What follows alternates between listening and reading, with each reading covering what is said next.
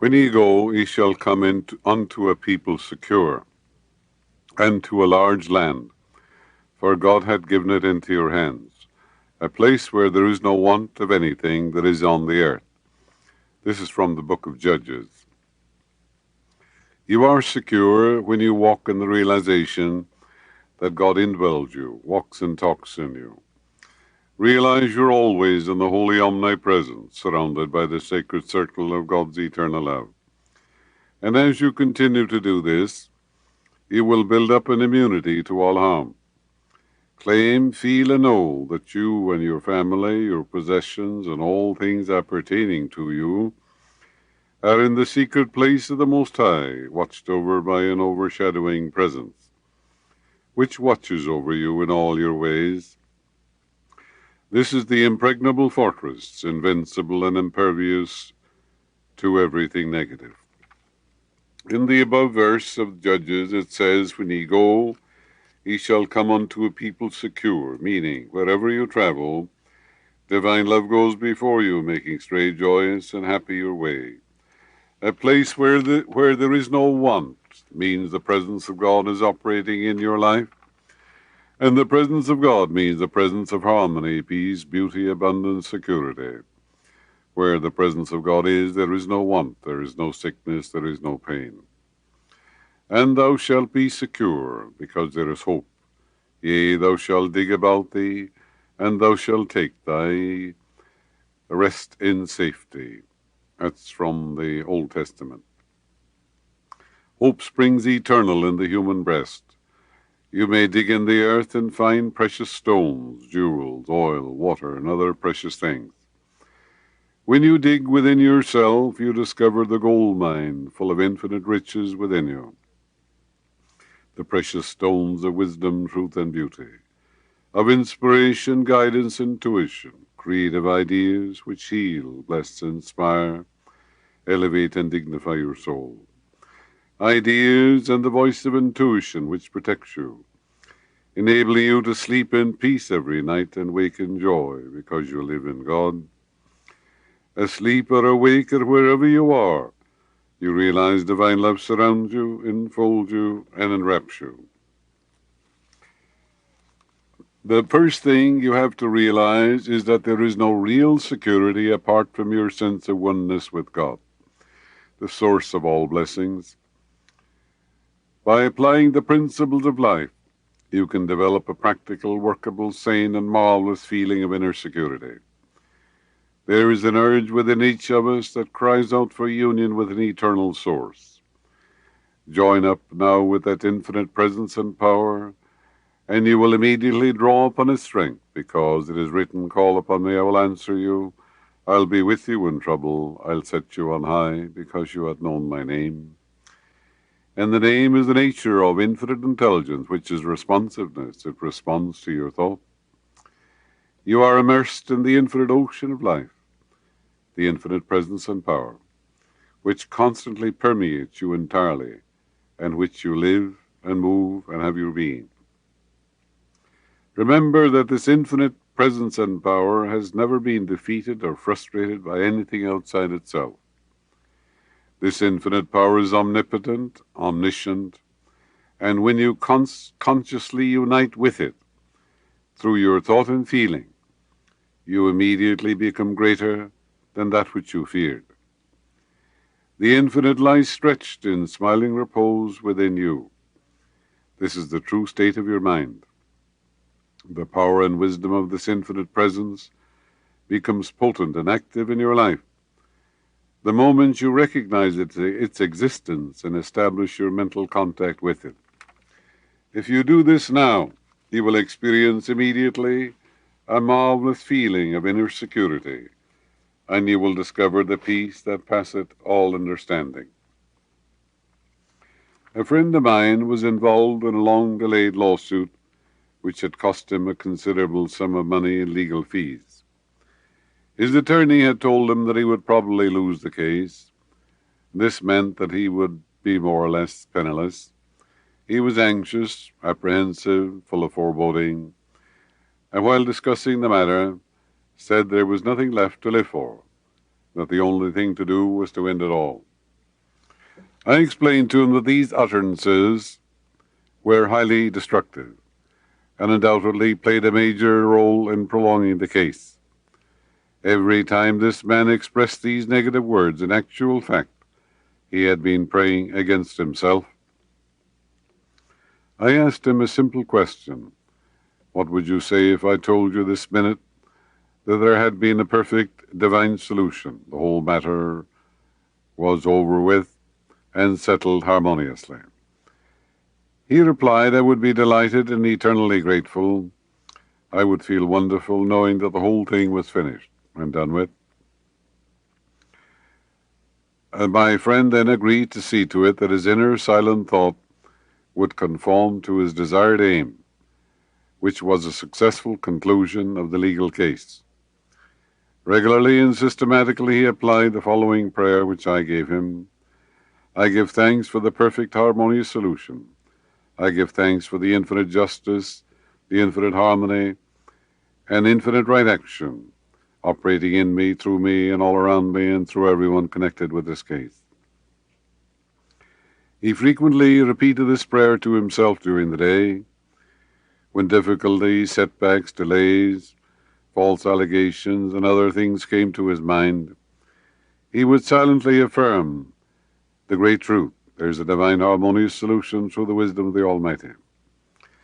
He completely ceased making negative statements, and he also controlled his silent thoughts, knowing that his inner thought and feeling always would be made manifest.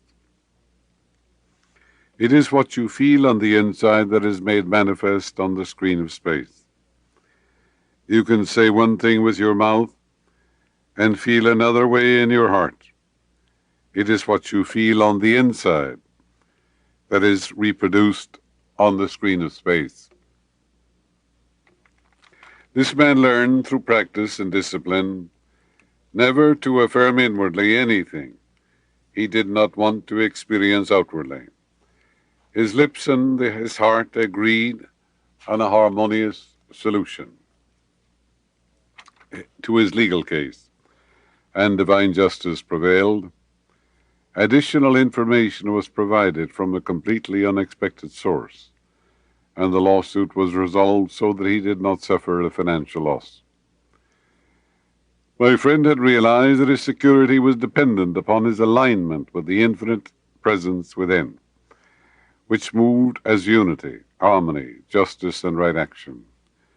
He discovered that nothing could oppose the infinite power that moves the world, because it is written, I hold before you an open door which no man can shut.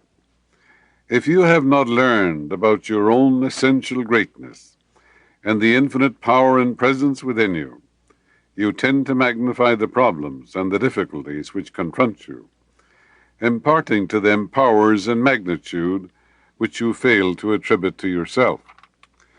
One of the main reasons for the feeling of insecurity is that you are making the externals of life causes, not realizing their effects.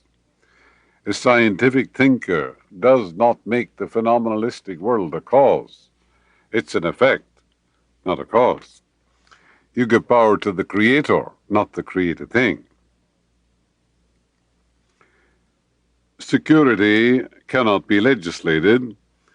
No government, no matter how well-intentioned it might be, can guarantee you peace, happiness, joy, abundance, security, right action, or divine love. You cannot determine exactly all of the events, circumstances, and experiences through which you will pass on your life's journey. Unforeseen cataclysms, floods, earthquakes, typhoons, monsoons take place, which may destroy cities and properties that wipe out the holdings of thousands of people.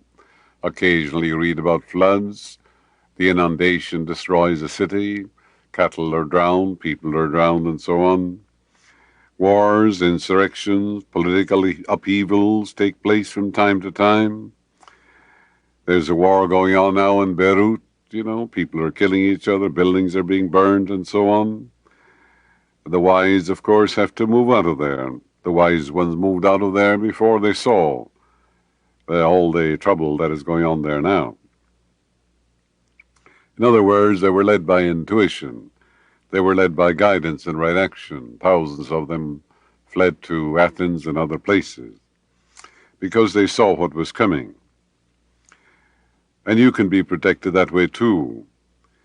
And these unforeseen political upheavals have unpredictable effects on currency and real estate.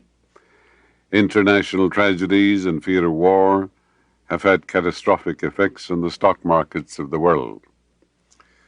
All material possessions are vulnerable to change. There actually is no real security in buildings or stocks or bonds or money in the bank. All of this, of course, is necessary, but there's no real security. The real security is your alignment with God and say, God is an ever-present help in time of trouble. God watches over me and cares for me. For example, the value of a $10 bill depends upon the integrity and honesty of our government and its ability to back up a sound currency. A check from a bank or from another person really is only a piece of paper. Its value depends upon the honesty and integrity of the writer of the check and on your faith in the soundness of the bank. When you invest in General Motors, AT&T, and other corporations, you're investing in the honesty and the integrity, the ability, and also the mental caliber and the creative ideas and the creative genius in the minds of many of these men. And, of course, then you may win dividends, of course, because you're investing in the honesty of these men. Also in their mental acumen, their sagacity, and the creative ideas which may bring fortunes to people. If you devote some time and attention every day to scientific prayer and meditation, you will experience a changed mental attitude, and you cannot and will not suffer from the many hazards and unforeseen catastrophes which are enumerated in the newspapers from time to time. Walk in the consciousness of God's eternal supply. Realize God is an ever-present help in time of trouble. God is your instant everlasting supply and support, meeting all your needs at all times everywhere, which means anything you need spiritually, mentally, materially, or any other way. Know in your heart that the overshadowing presence is watching over you and your children, your loved ones, in all your ways. Remember that as long as you maintain a prosperity consciousness, you cannot suffer losses. For example, if your oil well suddenly dried up, and this happened to be the channel through which your money comes to you, as much money as you need automatically would come to you from some other source. The amount you would receive definitely would be equal to the income you had previously derived from the oil well. When you build into your mentality the awareness of the eternal source of supply, you cannot become impoverished, and no matter what form wealth takes, you will always be amply supplied. It will be pressed down, shaken together, and running over. It will be pressed into your hands. Emerson said that nothing can bring you peace but the triumph of principles. A principle is the way a thing works. For example, water flows downhill, expands when frozen. It takes the shape of any vessel in which it is poured. And your mind, when you think good, good follows. When you think evil, evil follows. Therefore, you have to learn how to navigate in the waters of your mind. When you learn the laws of life and practice them, you will develop a sense of security. There is the universal law of action and reaction. If you think, for example, of harmony, peace, beauty, right action, abundance, divine guidance, think along these lines. These thoughts form the matrix through which the healing power will flow. Whatever is impressed, in your subconscious mind is expressed as form, as function, as events, conditions. The inside governs the outside. It's not the other way around. for your inner mood, your thought and feeling, control your destiny. When you build an airplane or an automobile, or when the engineer builds a bridge, he conforms to universal principles. Oh, yes, he's a profound student of the laws of mathematics, of stress and strain, and he's able to measure all these things. He takes into consideration the velocity of the wind and the weight of the train that will go over the bridge and so on. All this is computed mathematically and scientifically, and he builds the bridge according to universal laws. Of course, he's praying because he's conforming to universal laws and principles. The wheels of your car have to be round, otherwise you would be in trouble, wouldn't you? Would you build a flywheel off-center? No, you wouldn't. You could not navigate a ship except you learned the laws of navigation. You would be initiated into the principle of navigation. And then you could navigate the airplane or you could navigate the ship, as the case may be. How about navigating your mind? Look at the engineer building that bridge. And doesn't he operate on the principle of mathematics? He has vision, of course, too. He knows what he's doing and why he's doing it. In other words, the man who flies a plane learns the principles of aerial navigation. He studies, he applies these things, and of course, when you get on the plane, you have faith and confidence in the navigator. Some years ago, speaking for Taniguchi in Tokyo, Japan, they have about 6 million truth students there. They call it Seichen no Ye movement. Means the home or the house of infinite life. Infinite life, of course, means God, the way God works. Taniguchi told me that when the floods touch certain cities in Japan, the truth students are never there. And oftentimes, he said, the truth center where they meet and pray is not touched by the flood. But these men believe that they're always divinely guided and watched over by an overshadowing presence. One of the teachers told me that he was going by boat to another city in Japan. When he arrived at the place to embark, he was 1 hour late. His watch had stopped. The ship was lost. That ship was lost in a storm. He believed that God was his guide and protector, watching over him in all ways. His prayer was, God is guiding me in all my ways and watches over me. He's a lamp unto my feet and a light upon my path. And that's a wonderful way to travel, isn't it? Many people, when they get on a plane or they're going by car, wherever they're going, they say, divine love goes before me today, making straight, joyous, and glorious my way. The Lord, he it is that doth go before me, whithersoever thou goest. Behold, I send my messengers before thy face to prepare the way. And the messengers are thoughts of love, of peace, of harmony, of right action and beauty. Let these messengers go before you when you take a trip, whether it's by boat or by air or by land. And the messengers will go before you, making straight and happy your way. And the Lord, he it is that doth go before thee, the lordly power. There's only one presence and power, so is divine love going before you. So divine love surrounds you and enfolds you and enwraps you, and God walks and talks in you. Today we have Social Security, we have Medi-Cal, we have Medicare, pension checks, food stamps. Yes, we have spent billions of dollars. I think this is the most generous nation on the face of the earth. The largesse of this nation is beyond imagination. To hear people criticizing it, people born here, it's fantastic. All you can say is that they're terribly ignorant, that's all. You have compassion on them, they don't know any better. But anyhow, this country is given billions, or poured out by our government all over the world to friend and so-called foe. Yet there is a deep sense of insecurity. There's apprehension and fear. There's talk of nuclear war, destruction. and talking of missile and bombing and so forth. In Hollywood and elsewhere, we see a pornographic cesspool of iniquity. Yes, we're aware of moral decay. Swingers, making a mockery of marriage.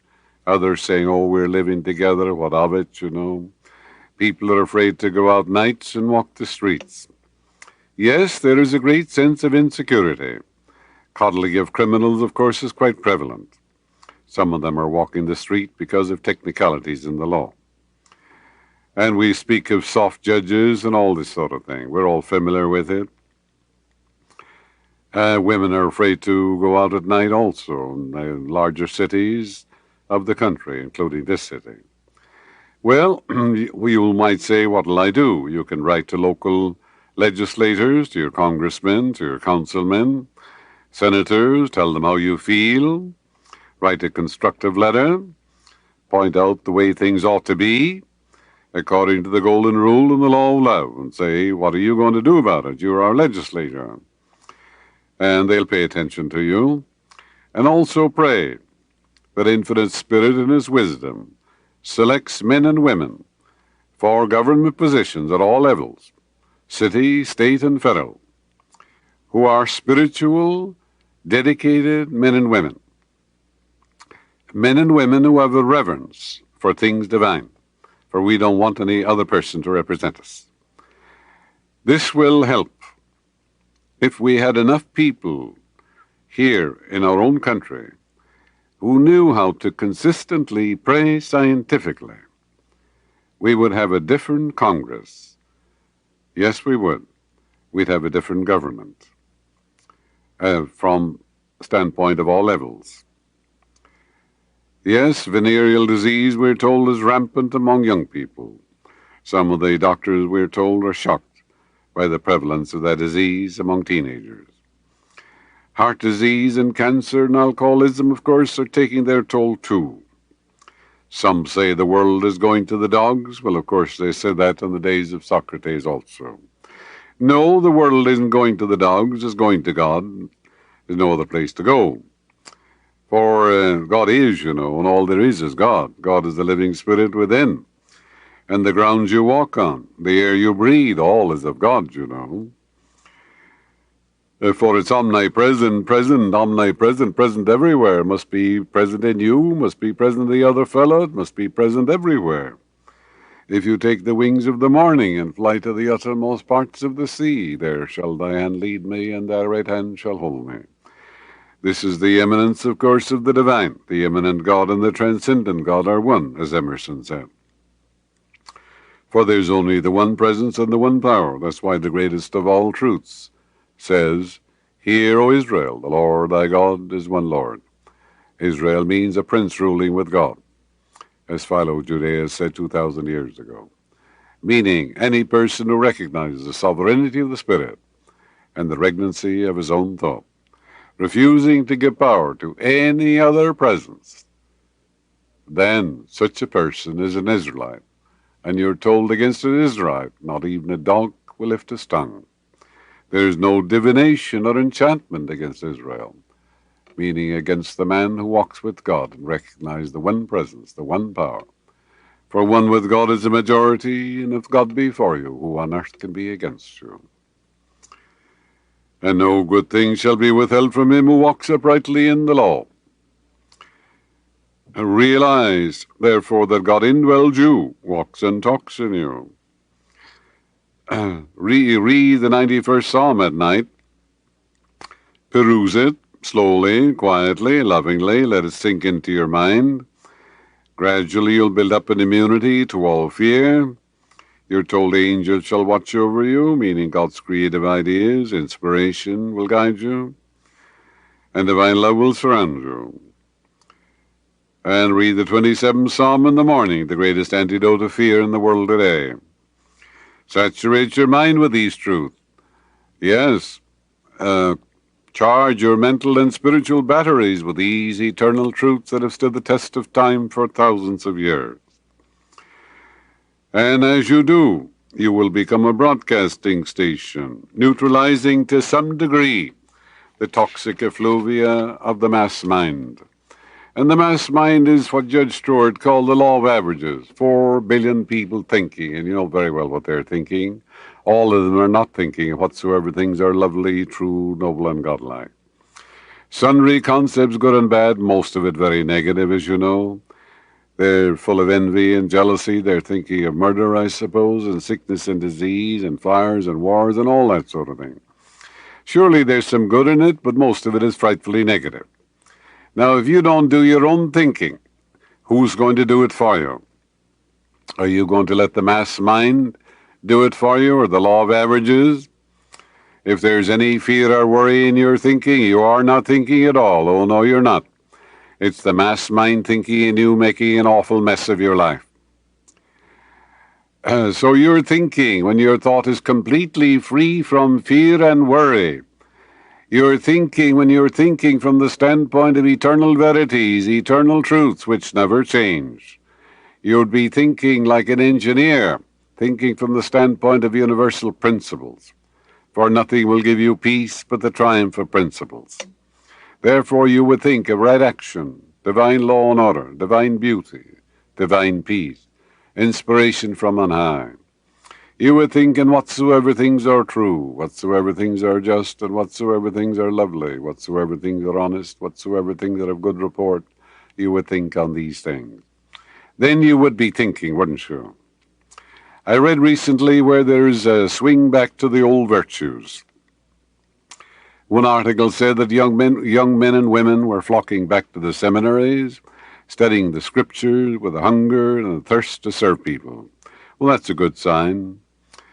You know, when you go, nature abhors extremes, and when you go to one extreme, it throws you back to the opposite. Many people are hurt when they go into that opposite swing, you know. You don't want to be a part of the mass mind, which means the thinking of 4 billion people in the world whose thoughts are mostly negative, as I brought out. If you do not do your own thinking, then the law of averages moves in upon you and disturbs your life.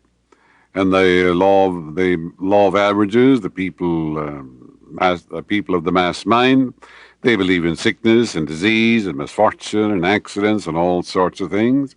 Therefore, if you don't do your own thinking, then you're saying to yourself, I'm going to take what comes, which is a very foolish thing, because you don't know what comes. You don't know what's in that mass mind.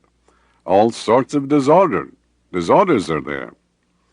It is well known that nature abhors extremes. Notice how we have gone to extremes in sexual depravity, perversion and of all kinds, on screen and stage, something abhorrent, something repulsive. Nature has no other way than to cause us to swing back to the opposite. Nature always seeks a balance. If there's an earthquake, you know very well nature seeks a balance. There's again quietude, there's serenity, tranquility, and a balance.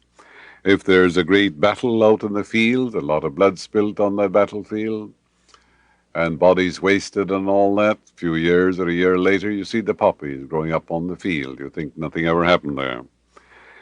Yes, nature always seeks a balance.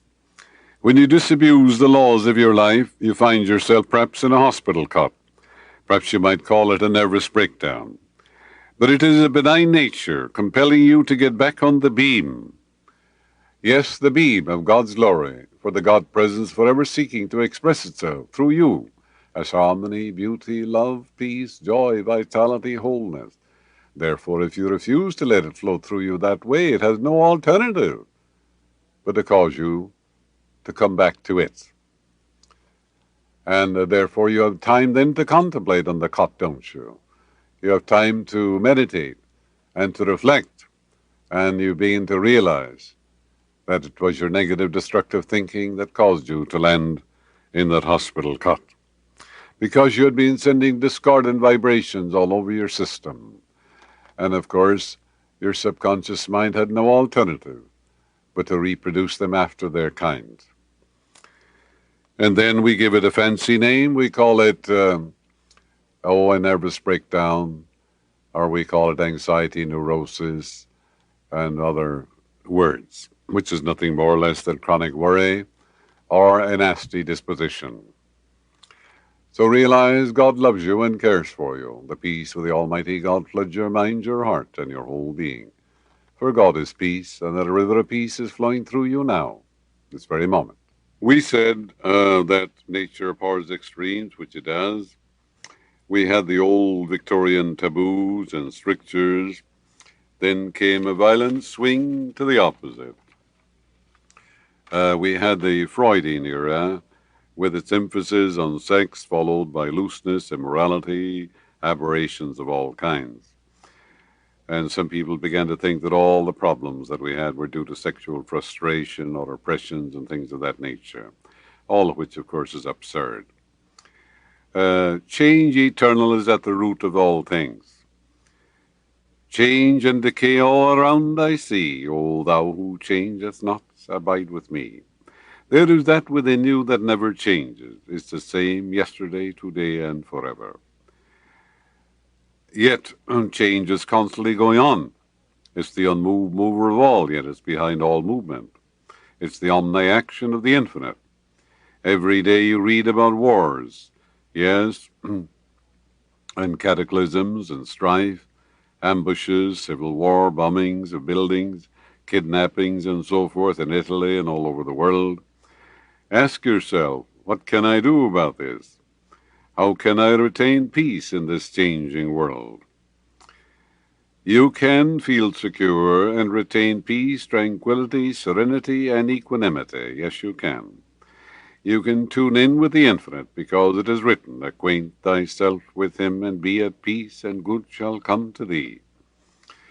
And with mine eyes stayed on God, there is no evil on my pathway. Thou wilt keep him in perfect peace, whose mind is stayed on thee, because he trusted in thee. Yes, tune in with the infinite, which lies stretched in smiling repose. It is the primal cause, and affirm boldly, divine love fills my soul, divine peace saturates my mind and my heart.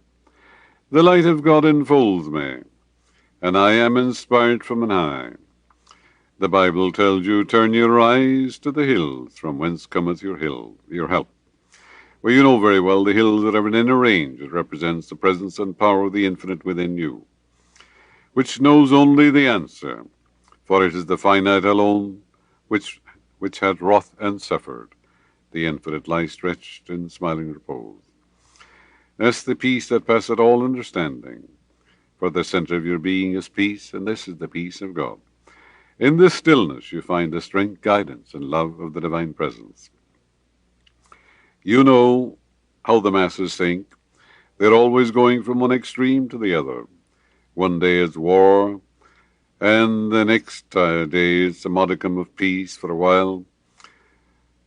When these violent swings take place, many, of course, are hurt, except those who tune in with the infinite and dwell in the secret place of the Most High. You're told, come out from among them and be separate. Come out from that mass mind and begin to think for yourself from the standpoint of the eternal verities and the great eternal truths of God. Come out from the mass mind, from the law of averages, and do your own thinking. Keep prayed up, and you won't suffer like the masses do. When the flu comes, well, you won't get it because you don't believe in it. You realize that the spirit in you can't be sick, frustrated, can't be hurt or wounded, vitiated. It's the living Spirit Almighty. It's omnipotent and supreme. That's the reality of you. And by dwelling on that simple truth, you build up an immunity. You become God intoxicated. You have received the divine antibody.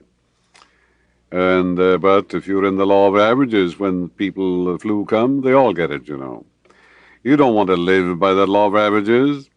The masses believe in sickness and misfortune, distress and crime and poverty, accidents, jealousy, envy. All these are rampant in the mass mind.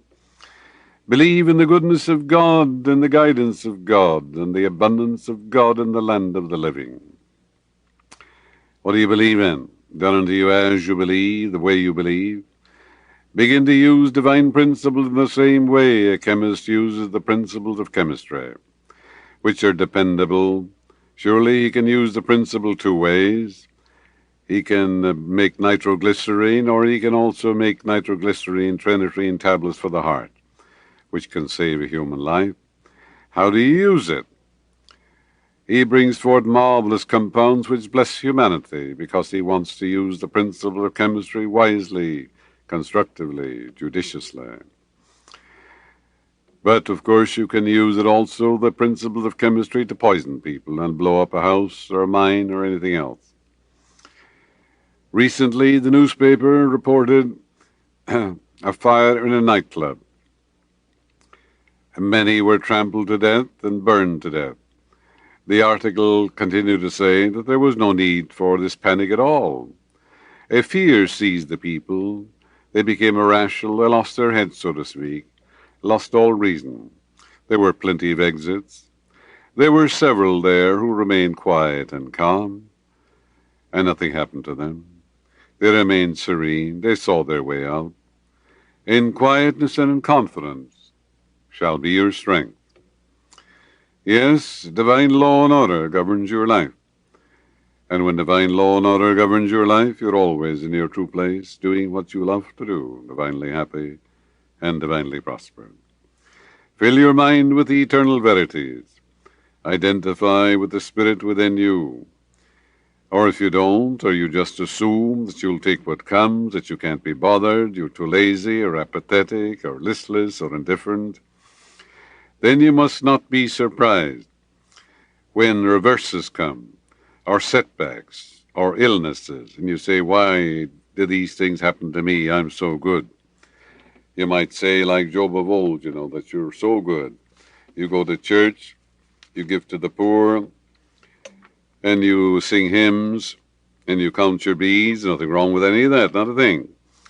And you pay your taxes, and you go to church every morning. Nothing wrong with it. But you see, it's the thinking in your heart that matters. It's what you really believe deep down in your heart. It's your emotional espousals. It's your deep convictions. It's your belief. So you can do all these wonderful things externally. And if you have any fear or hate or resentment or condemnation or criticism or holier-than-thou attitude, looking at others and feeling sorry for them or resentful towards them because they don't believe the way you do, or you're critical of them, or you're full of fault-finding because that's unfortunate they don't believe the way you do. You see, all these things bring on illness and sickness. And that's why the ancient had a saying, saints are all right in heaven, but they're hell on earth. And meaning that these do-gooders, holier than thou, I'm so pious and I'm so good, I'm better than all other men. Look at what I do externally. But, you see, that's not the point. How are you thinking and feeling in your heart? For as a man thinketh in his heart, so is he. So does he experience, so does he become.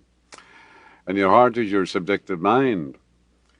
So if there's any resentment there, or condemnation, or angry, or if you're angry, or if you're full of ill will and bitterness, or you're jealous of other people, these are poisons.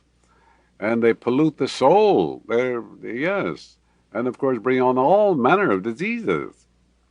Just like worry will bring on ulcers. Jealousy may affect your eyes and your liver. And anger can affect your blood pressure, as you know.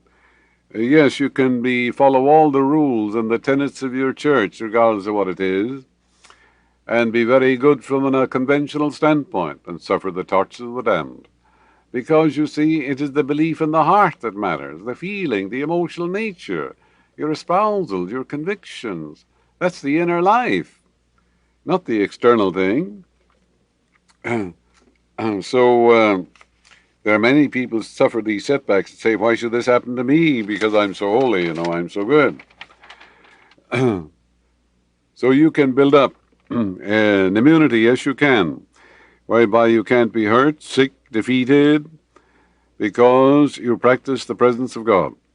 And you realize that God walks and talks in you, God is guiding you, there's right action in your life, divine law and order in your life, and God is your boss. God loves you and cares for you, and you're sold in that idea. If there's fear and worry in your thinking, you are not thinking at all. Remember, it's the law of averages thinking in you. So begin to think on whatsoever things are true, and lovely, and noble, and godlike. Have ideas in your mind which heal, bless, inspire, elevate, and dignify your soul. Pour out goodwill on others, radiate it to all men. There's only one religion in the world, and that's a reverence for the God presence within. For religion is ligio, I bind and reback. And you're bound by what? You're bound to a God of love, to a God of peace, to a God of joy, to a God of happiness, to a God of abundance. For I'm come that I might have life and have it more abundantly. And if you're bound to that, isn't that a wonderful religion? Of course it is. On one of our recent seminars on the sea, I saw a woman read the minds of about 10 strangers. They were passengers on the ship. She never saw them before. She was about 90% accurate, according to these passengers. Likewise, all of you are familiar with the work of Dr. Ryan, Duke University, also Professor Hart, Man Outside His Body, where they demonstrated clairvoyance, clairaudience, telekinesis, retrocognition, precognition, prescience, and all these faculties of the mind. And Dr. Ryan's wife had 3,000 cases of precognition, dreams and visions of the night, and other extraordinary instances of extrasensory perception. So these are all faculties that are within us. And of course, the contents of your mind can be read, perhaps 90%, by a good sensitive or medium or a clairvoyant. But they may see some negative things, such as reverses or sickness or things of that nature, because the thought and the thing are one in mind.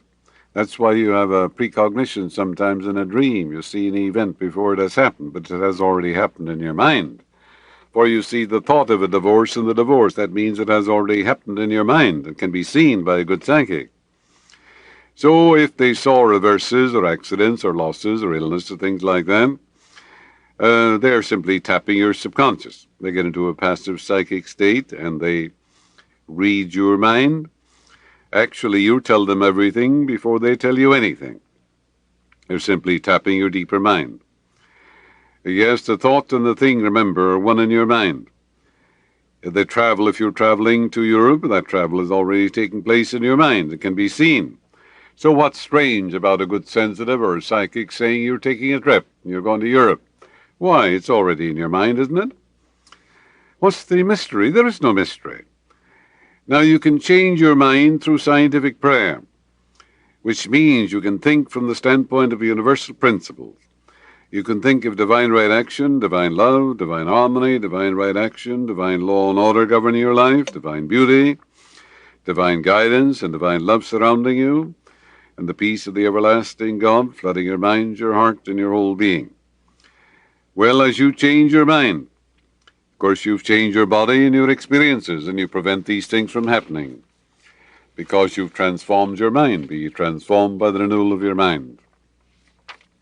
Therefore, these negative things that would happen had you not prayed will not happen because you change your mind. And, as you change attitude, changes everything. As you fill your mind with the truths of God, you crowd out of your mind everything unlike God. New beginning is a new end.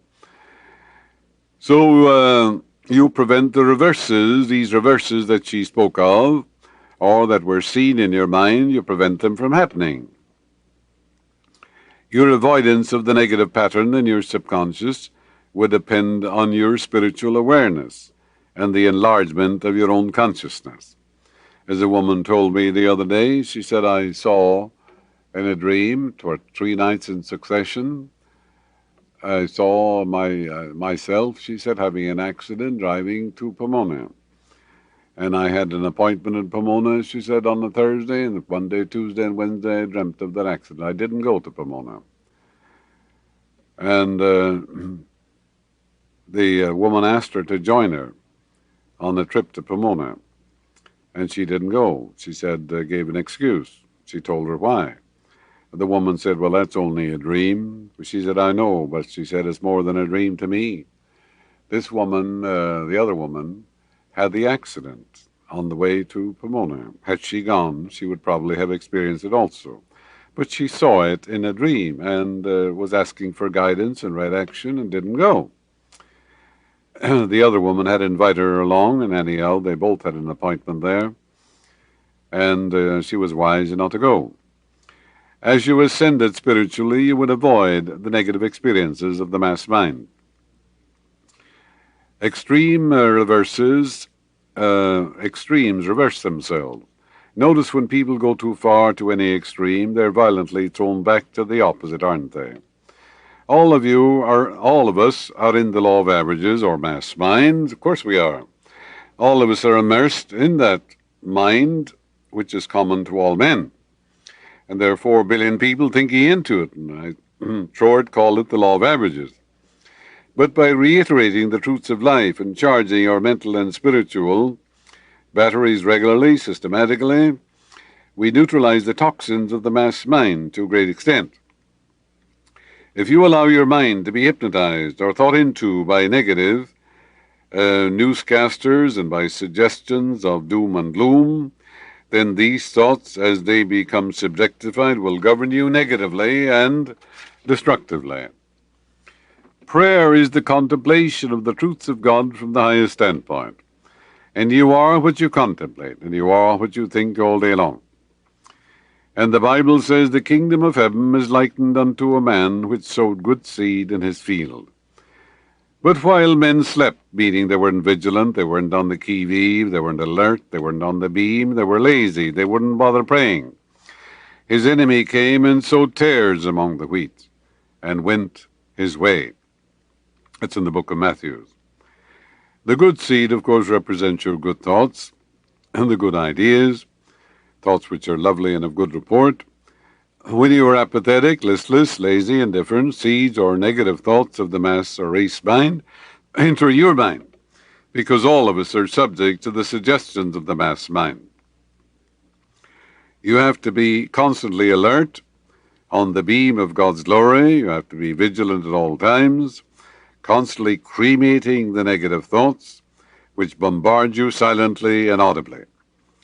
You don't want to be mesmerized and manipulated by the mass mind. Keep saturating your mind with God's ideas. There will be no room for the negative suggestions of others to enter. Your subconscious responds to the convictions held by your conscious mind. You must really believe what you affirm. Longing to believe is not enough. One woman was saying, God is the only presence and power, God is the only cause, God is the only substance, God is all there is. In all, over all, through all in all. That's all right, all that's true. Yet she was afraid of someone who she said, was practicing voodoo against her. She was terrified. She didn't believe that God is all there is. Her words were pure verbalisms. I call it frothing at the mouth. I told her what Judge Troard said when the people asked him and said, what would you do if the black magicians were praying against you, using the death prayer, you know? What did he say? He said, I would say, cock-a-doodle-doo, which of course means to laugh at the whole thing, because the suggestions of ignorant people have no power, except you give it power, except you accept these suggestions. But the God presence, the Spirit, is the power. It moves as unity and harmony. And when your thoughts are God's thoughts, God's power is with your thoughts of good. That's why one with God is a majority.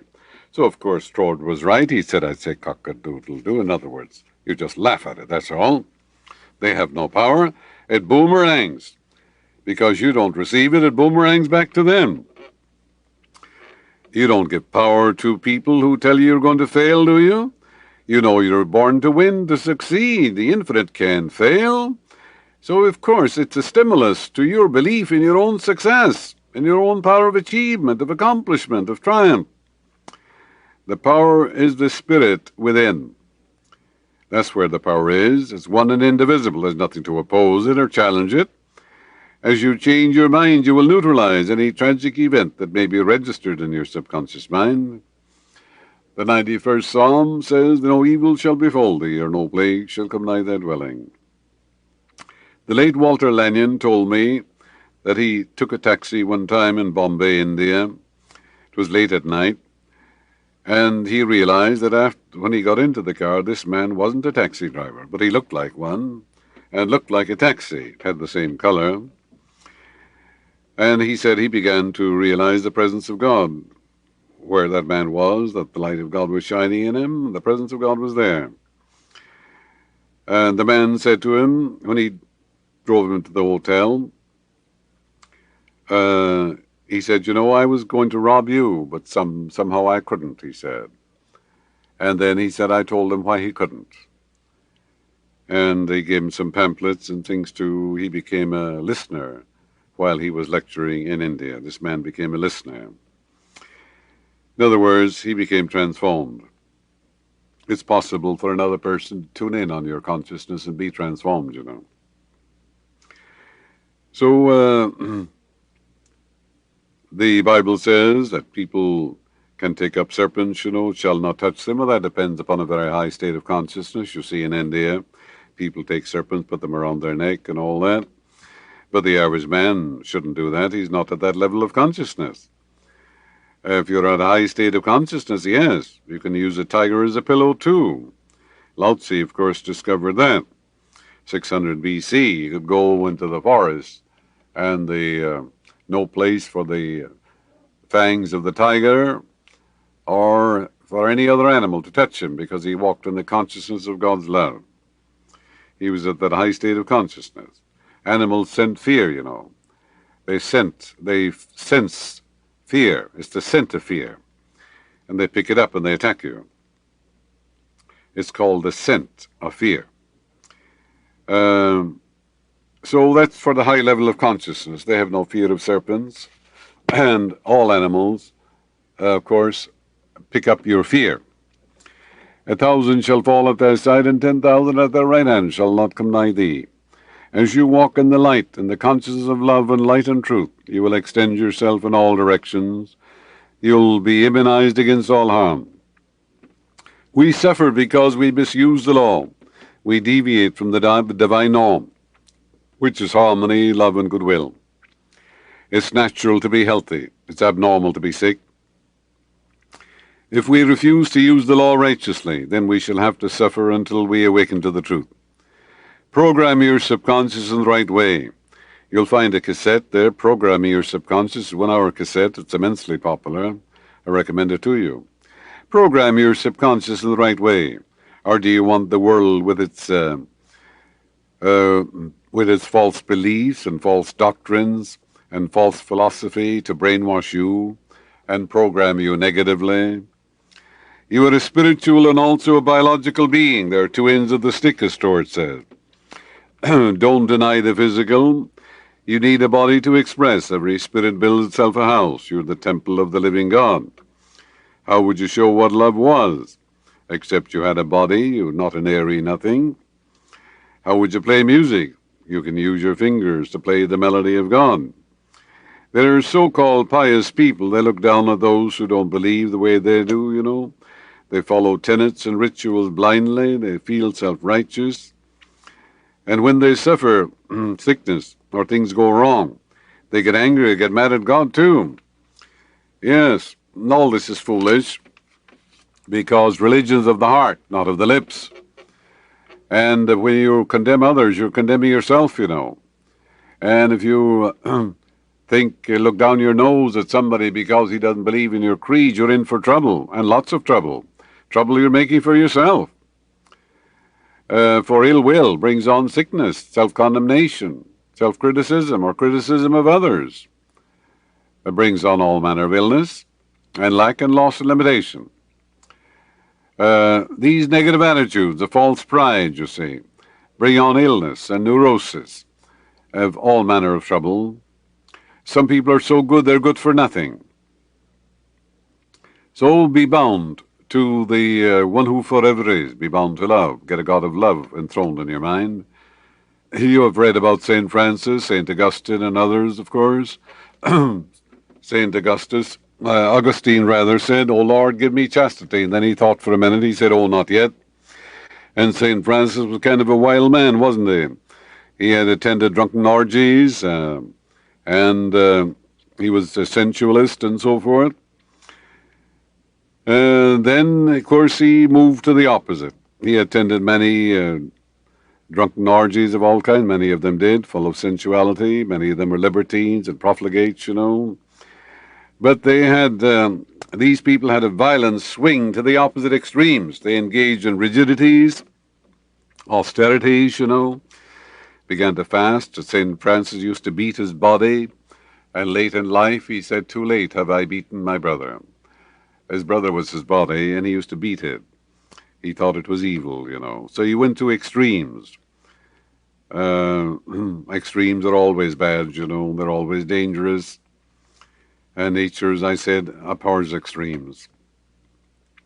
He and others were zealous, and they overreacted, you know.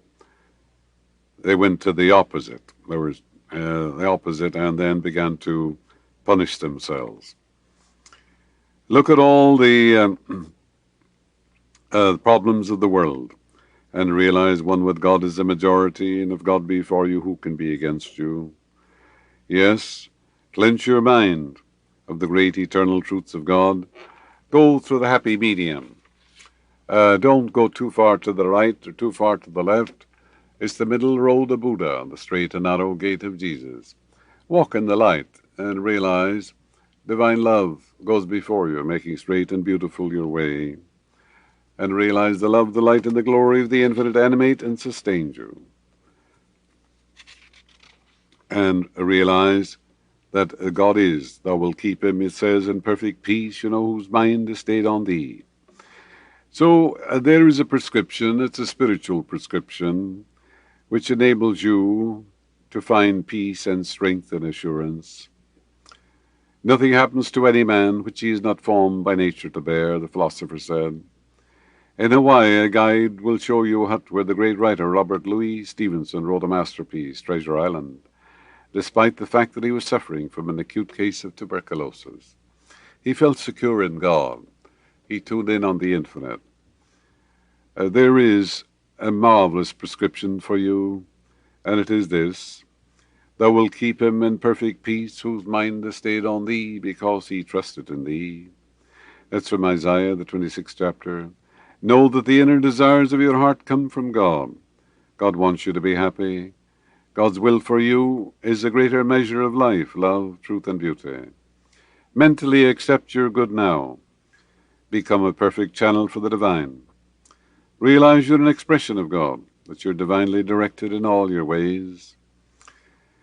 You're always in your true place, doing the thing you love to do, divinely happy and divinely prospered.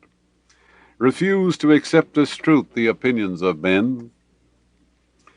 Realize you're always reflecting divine wisdom and divine intelligence. God's ideas unfold within you, bring you harmony, health, and peace and joy. You're always poised, balanced, serene, and calm. For you know that God always will reveal to you the perfect solution to all your needs. The Lord is your shepherd, and you shall not want for any good thing. You're divinely active and divinely creative. You sense and feel the rhythm of the divine. You hear the melody of God whispering its message of love to you. Come unto me, all ye who labor and are heavy laden, and I, the infinite, will give you rest. The psalmist says, O give thanks unto the Lord. Call upon his name. Make known his deeds among the people. Sing unto him. Sing psalms unto him. Talk ye of all his wondrous works. Glory ye in his holy name. Let the heart of them rejoice that seek the Lord. It says, enter into his gates with thanksgiving. Enter into his courts with praise. Be thankful unto him, and bless his name. For the Lord, he is good. His mercy endureth for all generations. And the love, the light, and the glory of the infinite animates and sustains you. Come unto me, all ye that labor and are heavy laden, and I will give you rest. God in the midst of you is guiding you now. His peace fills your soul. You're always immersed in that holy omnipresence. You're bathed by the interior light. For it is written, I will lead the blind in a way they know not. I will lead them in paths they hath not known.